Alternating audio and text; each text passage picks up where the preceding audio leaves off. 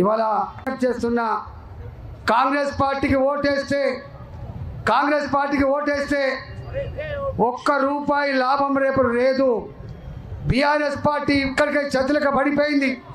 BRS పార్టీకి ఓటేస్తే కేసీఆర్ మాటలో చెప్పాలంటే మోరులేసినట్టే. కాబట్టి నా ఇక్కడ అధికారం లేదు, ఢిల్లీలో అధికారం వచ్చే ఆస్కారం లేదు, కొట్లాడే ఆస్కారం లేదు, బీఆర్ఎస్ పార్టీ అని చెప్పి పెట్టి మొత్తమే కథమైపోయిన సందర్భం. కాబట్టి ఇవాళ తెలంగాణ ప్రజలు ఆనాడు మనం ఓటేసి గెలిపించినాం, కానీ మనం నట్టేట ముంచండి. కాబట్టి ఇవాళ టీఆర్ఎస్ పార్టీ ఇవాళ పేరు బీఆర్ఎస్ పార్టీకి ఓటు వేయద్దని చెప్పి మనం చేస్తూ ఉన్నా.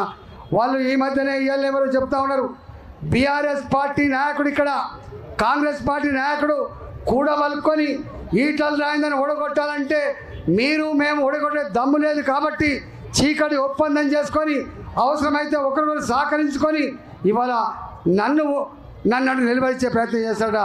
నేనన్నా బిడ్డ, నన్ను నిలవరించగలిగే శక్తి సత్తా నీ పార్టీకి లేదు. నీ జేజమ్మదికి వచ్చినా కూడా మమ్మల్ని ఆపగలిగే శక్తి లేదు. ఈ దేశంలో వీస్తున్నది మోడీ ప్రభంజనం. మొన్ననే తెలంగాణ గడ్డ మీదకి ఎన్నికల శంఖారావం పూరించడానికి మల్కాగిరి చౌరస్తకొస్తే లక్షల మంది పిల్ల జల్ల అనకుండా ముసలిముతుగా అనకుండా ఆ ర్యాలీకి వచ్చి మోడీ గారికి ప్రేమను కురిపిస్తూ ఉంటే, మోడీ గారు మేమంతా మీ వెంట అంటా ఉంటే వారు పొంగిపోయినరు. తెలంగాణ ప్రజలారా, మీరు నన్ను ఆశీర్వదించండి. రాబోయే కాలంలో తెలంగాణ పిల్లలకి ఉద్యోగాలు ఇప్పించే బాధ్యత నాది. తెలంగాణ ప్రజానికంలో డబుల్ బెడ్రూమ్లు ఇచ్చే కట్టే బాధ్యత నాది.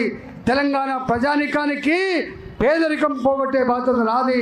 తెలంగాణ ప్రజానికానికి నీళ్ళు ఇచ్చే బాధ్యత మాది అని చెప్పి వారు చెప్పిపోయింది. కాబట్టి మీరందరూ కూడా నరేంద్ర మోడీ గారు దేశంలో ప్రధానమంత్రి కావాలంటే మీ బిడ్డగా 370 సీట్లలో మల్కాజ్గిరి కూడా ఒక సీటు ఉండాలంటే మీరు ఆత్మను ఆవిష్కరించి నిండు మనసుతో నన్ను ఆశీర్వదించండి.